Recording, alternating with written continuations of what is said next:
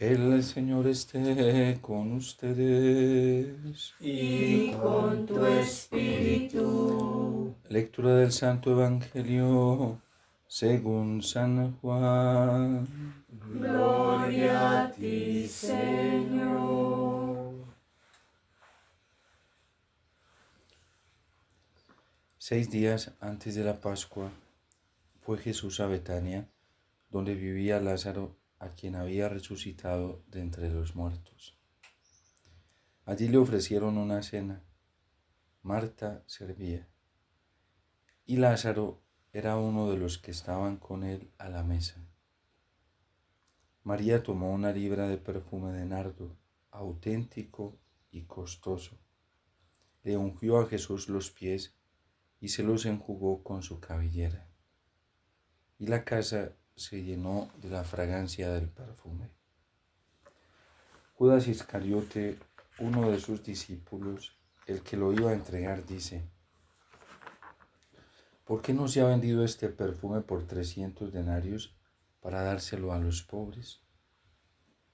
Esto lo dijo no porque le importasen los pobres, sino porque era un avaro, y como tenía la bolsa, llevaba lo que iban echando.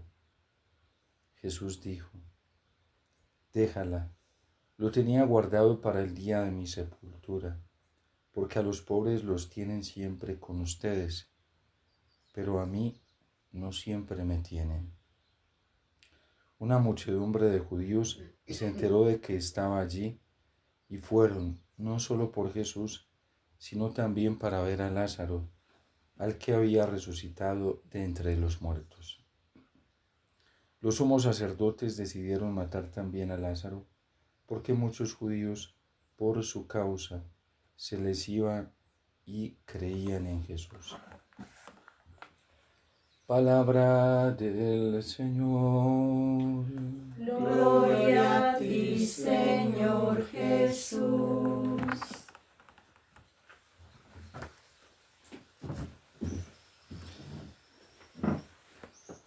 En un tiempo como en el que estamos viviendo, tanto dentro como fuera de la iglesia, en donde cada vez las confusiones son más grandes, en donde la incertidumbre en el corazón humano se incrementa con mayor fuerza, en donde las amenazas que van destruyendo las esperanzas humanas que vamos teniendo en ciertas seguridades de este mundo, pues se van esfumando cada vez con mayor rapidez, sin detenernos hoy a contar la cantidad de seguridades que hemos tenido los seres humanos en estos últimos siglos, tanto en la ciencia, bueno, en bastantes ámbitos de la realidad humana, pues todo eso se va desvaneciendo. Y todo eso se va convirtiendo más que en seguridad, en inseguridades. Hoy mismo dentro de la iglesia, pues tenemos una desorientación doctrinal muy alta. En la confrontación de doctrinas que unos imparten de una manera, otros enseñan de otra, algunos comunican que la fe es esto, que la moral es esto, pero no nos logramos poner de acuerdo ni siquiera en las verdades doctrinales, en las verdades de la fe, en las verdades morales dentro de esta comunidad cristiana que es la Iglesia Católica. Aparece este mensaje de Isaías para nosotros como la gran esperanza. Cuando todo fracasa, en realidad todo se va convirtiendo en un fracaso, en una desilusión, aparece hoy la palabra del Señor a través del profeta que nos dice: miren a mi siervo, a quien yo sostengo. Esta es la gran ilusión para nosotros los cristianos y también para toda la humanidad. La única seguridad que nosotros tenemos y que sabemos que ni siquiera la muerte va a triunfar sobre él, ni siquiera el sufrimiento, ni siquiera la calumnia, la mentira, ni siquiera los poderes políticos, ni siquiera los poderes religiosos. La única seguridad que nada puede ni podrá destruir es el siervo de Yahvé. es Jesús. Y Jesús, quien se nos hace presente hoy en la iglesia a través de los sacramentos. Jesús, quien verdaderamente se hace presente para nosotros de una forma real, viva, tangible, que podemos experimentar en su palabra. Cada vez que nos acercamos a la Sagrada Escritura con fe, con la sencillez del corazón de un niño que sabe que en esa palabra va a encontrar la vida que necesita, cada vez que nos acercamos al Señor a través de su palabra con la certeza de que Él allí no solamente nos va a hablar, sino que nos va a fortalecer, nos va a resucitar, nos va a crear de nuevo, porque eso hace la palabra del Señor, hacer nuevas todas las cosas. Y cada vez que también nos acercamos a los sacramentos, sobre todo a la Eucaristía, con esa sencillez del corazón, con esa certeza que siempre se gesta en el corazón de alguien que de manera sencilla cree que Cristo puede transformarle la vida en el sacramento de la Eucaristía, pues podemos experimentar la realidad de su presencia, de su luz, de su seguridad. Este tiempo de Semana Santa se convierte en una luz de esperanza para muchos cristianos y para muchos seres humanos, pero también se va a convertir en un momento muy desconcertante para otros. Todo depende de la actitud del corazón con la que nosotros vivamos esta semana. Si verdaderamente tenemos nuestra mirada fija en el Señor, si verdaderamente estamos buscando en Dios el apoyo, el respaldo, la fortaleza, la luz, si verdaderamente hemos venido en este tiempo de Cuaresma centrándonos en lo que verdaderamente es importante y auténtico, entonces se va a convertir este tiempo de Semana Santa en una luz muy grande para nosotros. Pero si no nos hemos preparado debidamente, si la motivación de nuestro corazón en este tiempo de Cuaresma no fue el Señor, no fue encontrarlo a Él, no fue experimentar su gracia, pues nos va a pasar lo mismo que a Judas. Va a ser un desconcierto. Y por eso se desconcierta hoy cuando María, aquella a quien también su hermana ni siquiera comprendía, porque se dedicó a escuchar al Señor, se puso a sus pies para adorarlo y hoy lo adora con un perfume muy caro, pues se convierte en un desconcierto para Judas. ¿Cómo es que algo tan caro como lo es un perfume de nardo fino sea derramado en los pies de Jesús cuando hay tantos pobres? Cuando hay tanta gente que necesita de alimento. Fue la misma tentación que el demonio le formuló a Jesús. Mira el hambre que tienes. Y es la misma que nos formula también a nosotros el demonio todos los días. Mira el hambre que hay en el mundo. Y tú dedicándote a buscar a Jesús en la Eucaristía. Y tú dedicándote a darle lo más importante a Jesús, como lo es el tiempo, cuando hay tantas cosas para hacer. Es lo que le está diciendo Judas hoy al Señor y lo que le está diciendo a los apóstoles y lo que le está enseñando a todos los que están allí. Hay cosas más importantes que Jesús. Y Jesús nos enseña que a los pobres siempre los vamos a tener con nosotros. Pero a Él no siempre. Y nos podemos distraer muy fácilmente, como Marta, que se dedicaba a los quehaceres, se dedicaba a hacer una cantidad de cosas. Esta Cuaresma para muchos católicos fue eso, entretenerse en estar haciendo actividades, en estar haciendo cosas, en estar haciendo ejercicios. ¿Y el Señor? A nosotros la evangelización muchas veces se nos ha convertido, como decía Pío XII, en una herejía de trabajo, en la herejía de la acción. Y es que cuando el corazón está vacío, la actividad se vuelve una droga, se vuelve una adicción que no sana. Lo único que hace es entretener. El trabajo verdaderamente santifica y sana cuando se hace orientado desde el corazón de Cristo.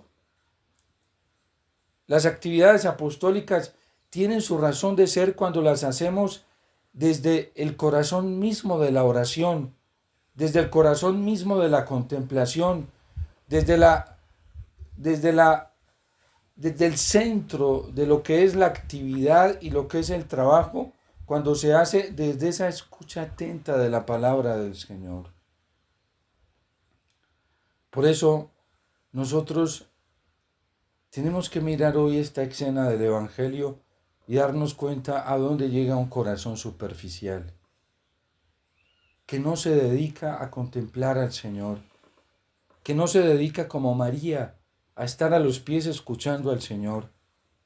Solamente el que se dedica atentamente a escuchar a Jesús con los oídos del alma es el único que puede hacer un trabajo siempre eficaz, efectivo, un trabajo que transforme el alma, que transforme el corazón. Tantos planes de pastoral que hay en la iglesia, tantas transformaciones y ejercicios para transformar planes de pastoral en las diócesis que no terminan tocando el corazón de nadie.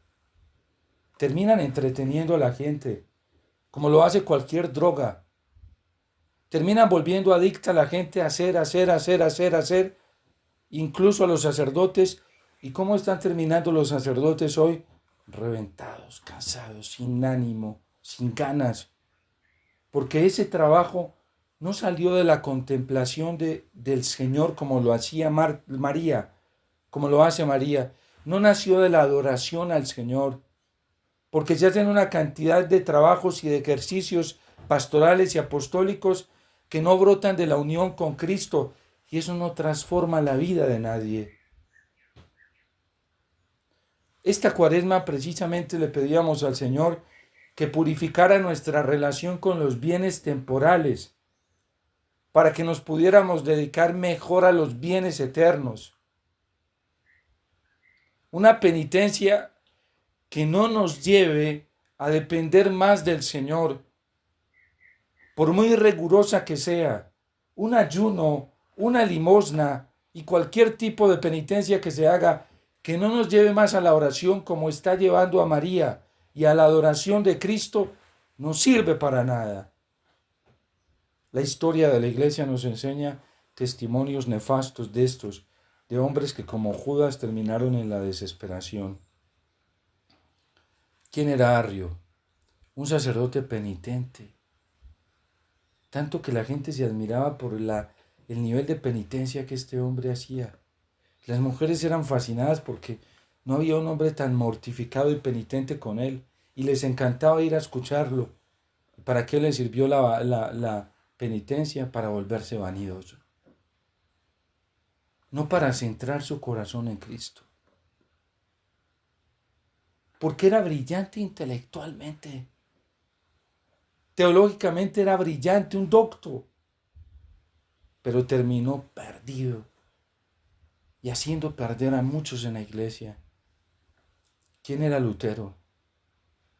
Lutero era un sacerdote rigorista en la penitencia, rigorista en lo legal, intelectual al pie de la letra, seguía todo. ¿Y de qué le sirvió si su corazón cada vez más frío como el de Judas? Por eso el Señor reprende a Marta. Marta, Marta, tú te afanas y te agitas por muchas cosas y hay necesidad de pocas. Mejor dicho, de una. María ha escogido la mejor parte que no le será quitada. El gran desastre que vivimos hoy en la iglesia es el desastre de la iniquidad de Judas. Un hombre que por amor a lo material, amor al dinero, se fue distanciando no físicamente de Jesús, porque físicamente se mantenía con Jesús. Fue distanciando su corazón del Señor, porque allá en su interior no le gustaba la forma de ser de Jesús. Jesús no le ofrecía la ilusión que él tenía en su corazón y con la que comenzó a seguir a Jesús.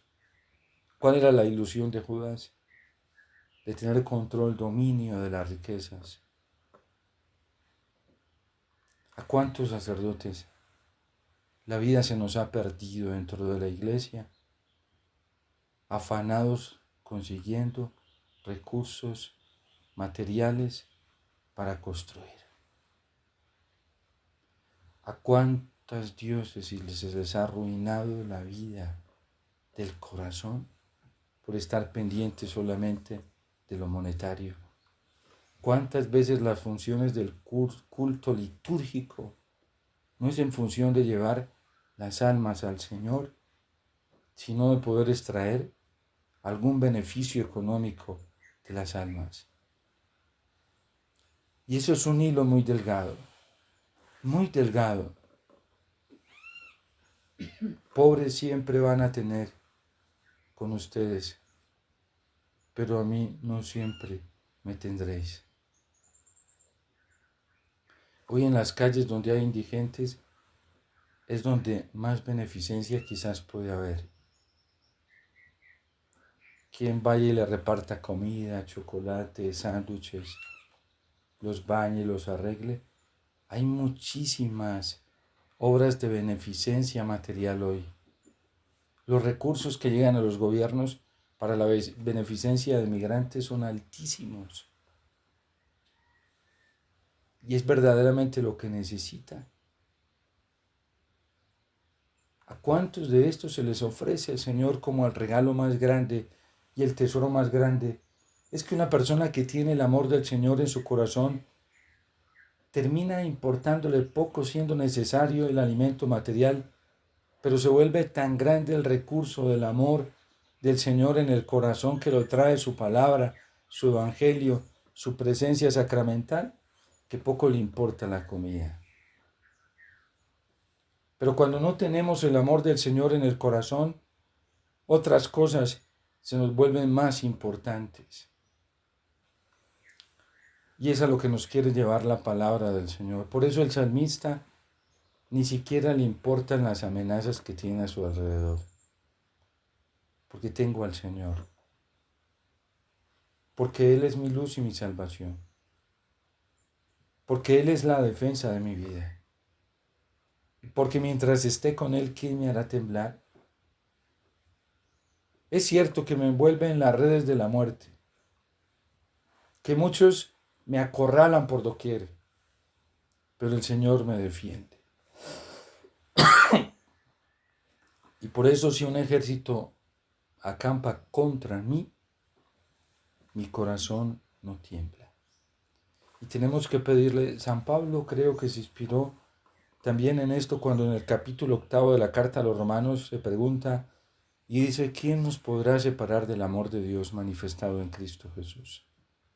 Nada.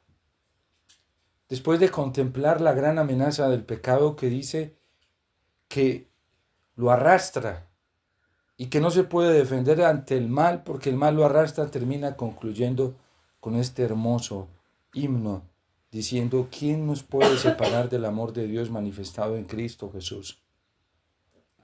Y hace una lista de preguntas, en esas preguntas de una cantidad de amenazas y termina concluyendo, nada, ni siquiera el pecado.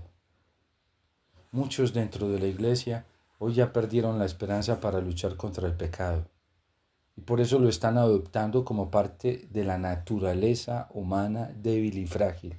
Y así lo predican sacerdotes y obispos. Mentiras no evangélicas. Porque cuando el amor de Dios está en el corazón y llega al corazón de todos y llueve para buenos y malos este amor y sale para justos y pecadores. Cuando este amor entra al corazón, no hay nada que nos pueda separar. Y entonces ya no tenemos que defender el pecado como una forma o parte de la vida humana, porque no lo es. Precisamente en esta Semana Santa vamos a ver cómo el pecado es el que mata a Cristo. ¿Y saben por qué? Porque Cristo siempre le dijo al pecado no. Y por eso el pecado se encendió de rabia contra Cristo y lo termina traicionando, el pecado lo termina negando, el pecado lo termina abandonando, el pecado lo termina calumniando, el pecado lo termina haciéndole un juicio injusto y el pecado termina condenándolo a muerte, porque Pilato también tenía pecado. ¿Cuál pecado? El deseo de poder, no perder las pocas posibilidades que tenía de ser un poderoso en Roma, no perder esas esperanzas y termina sacrificando la verdad. Que a nosotros de esta Semana Santa nos centre en lo más importante. Miren a mi siervo, a quien yo sostengo.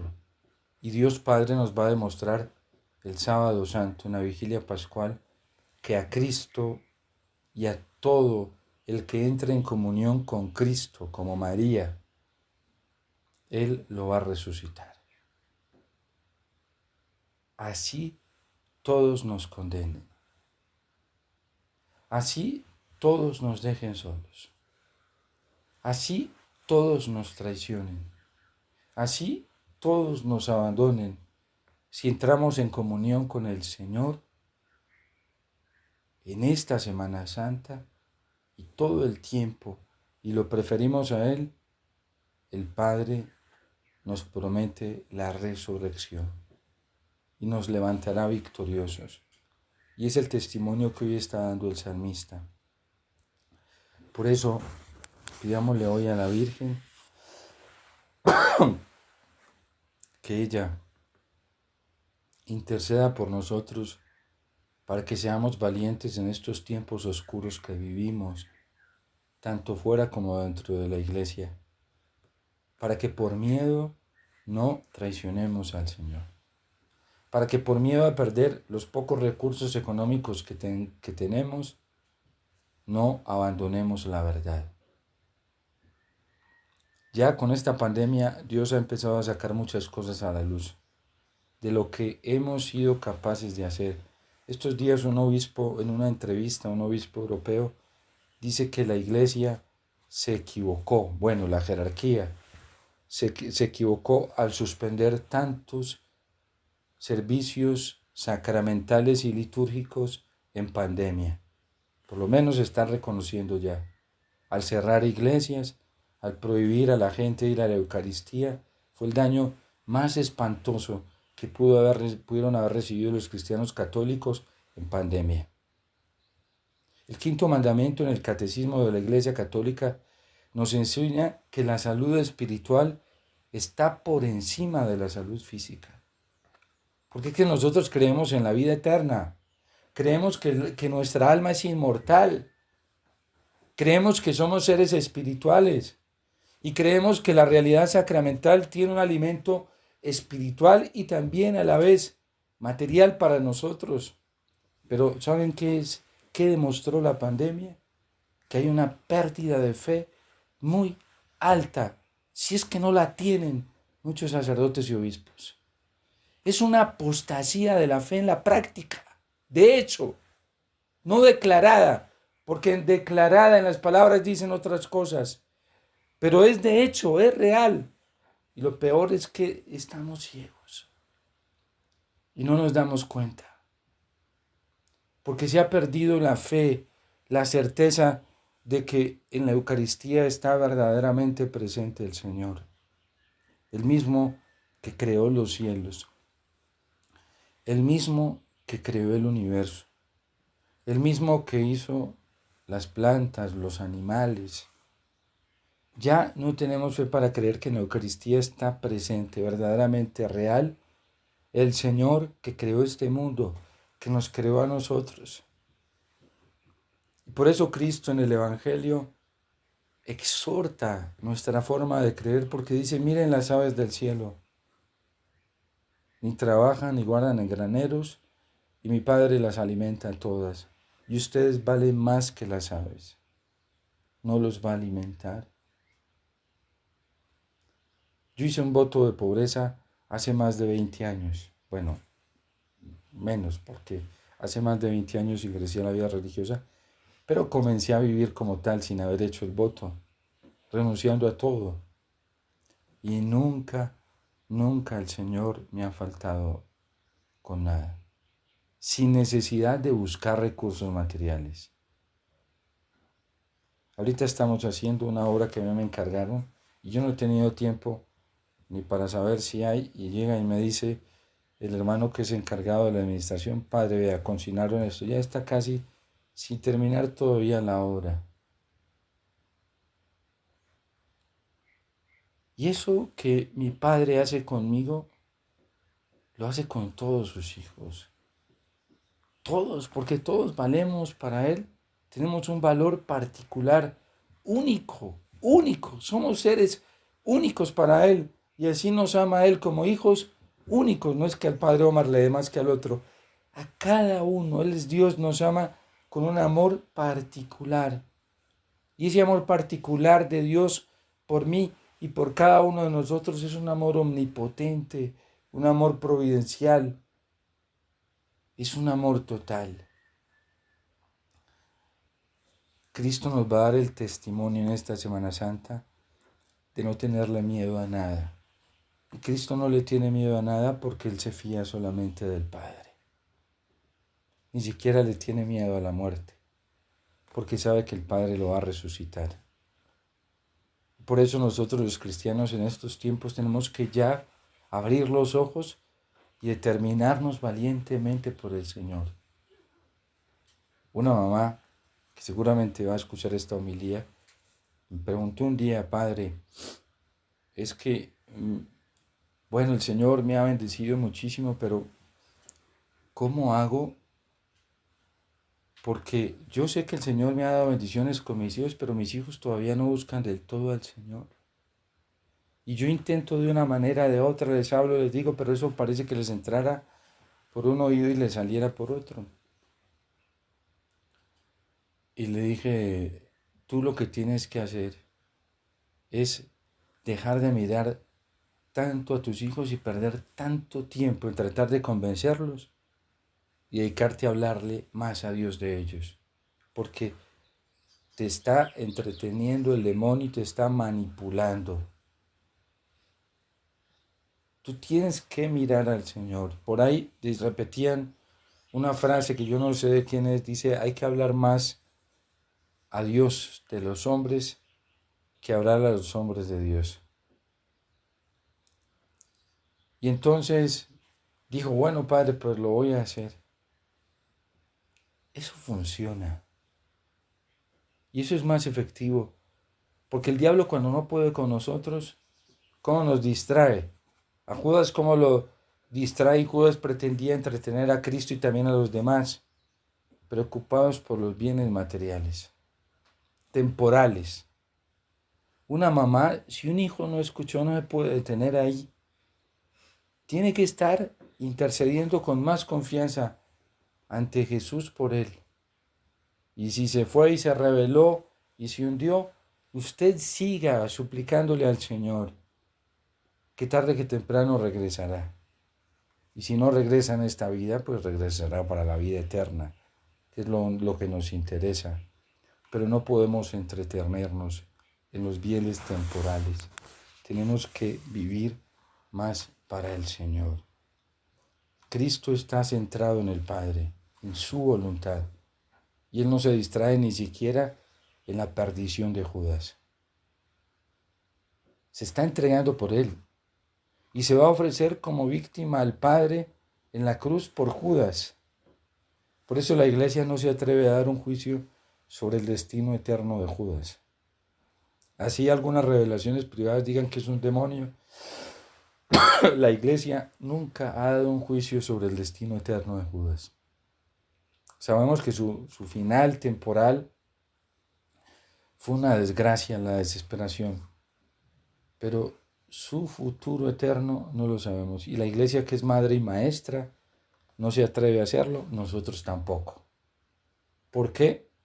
Porque dice el Papa Benedicto XVI que dentro de ese momento de la muerte y el juicio hay un abismo que nosotros no conocemos, y está el abismo de la misericordia infinita de Dios. Entonces, a nosotros la desesperación no nos puede ganar. A Cristo lo tentó, vio cómo estaba de perdido Judas y sin embargo siguió adelante confiando en el Padre, haciendo lo que el Padre le estaba pidiendo.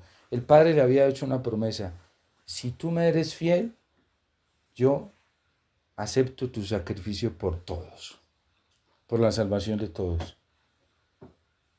Por eso hoy nosotros tenemos posibilidad de salvación, todos, los del pasado, los del presente de Cristo y los del futuro de Cristo.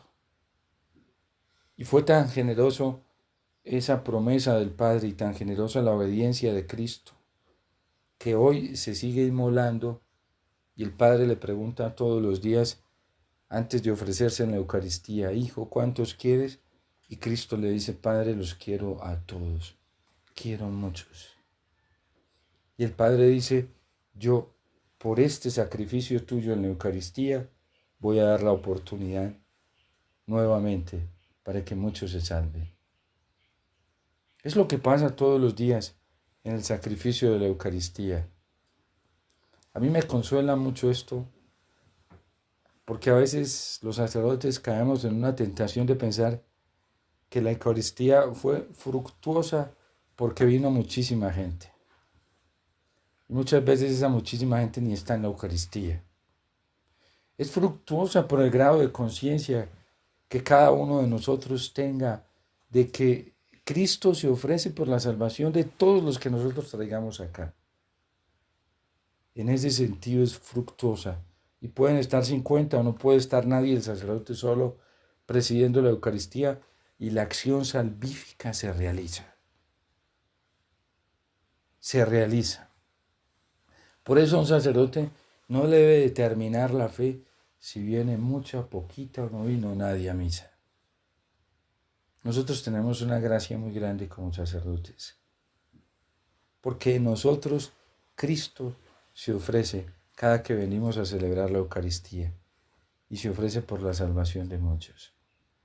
Por eso nosotros no podemos dejarnos intimidar tampoco por el nivel de maldad, de pecado, de apostasía que hay dentro de la iglesia, por la corrupción que ha invadido el corazón de tantos cristianos bautizados, la corrupción espiritual que ha invadido el corazón de tantos consagrados religiosos, religiosas, la corrupción espiritual que ha invadido el corazón de muchos sacerdotes que, como Judas, hoy venden al Señor por dinero, y de obispos. Él era un obispo. Cristo lo ordenó obispo y sacerdote, pero tenía corrompido el corazón por amor al dinero, amor a la fama. Hoy dentro de la iglesia hay mucho hambre de popularismo, mucha hambre de dinero, mucha hambre de bienes temporales, mucha hambre de poder político. Y hay algunos que confunden el sentimiento religioso y lo desorientan hacia el sentimiento político hoy. ¿Y cómo nos vamos vendiendo? Que la Virgen, ella nos ayude a mirar siempre al siervo de Yahvé. Ahí tenemos que mirar a Jesús, para ningún otro lado.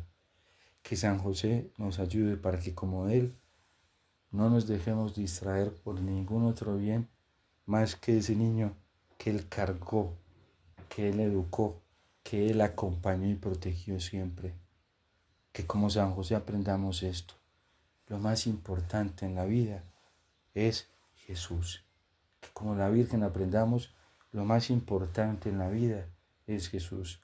Que como los santos, en sus modos diferentes de haber vivido la fe, o no diferentes, sino más bien en su generosidad variante, como vivió cada uno de los santos la fe, nosotros aprendamos que lo más importante es el Señor. Nada más nos tiene que importar en la vida, porque si nos importa Cristo, nos importan todos. En Cristo están todos, los afligidos, los necesitados, los pobres. En Cristo acogemos verdaderamente a nuestro prójimo. Dios te salve María, llena eres de gracia, el Señor es contigo, bendita tú eres entre todas las mujeres, y bendito es el fruto de tu vientre Jesús. Santa María, Madre de Dios, ruega por nosotros pecadores, ahora y en la hora de nuestra muerte. Amén.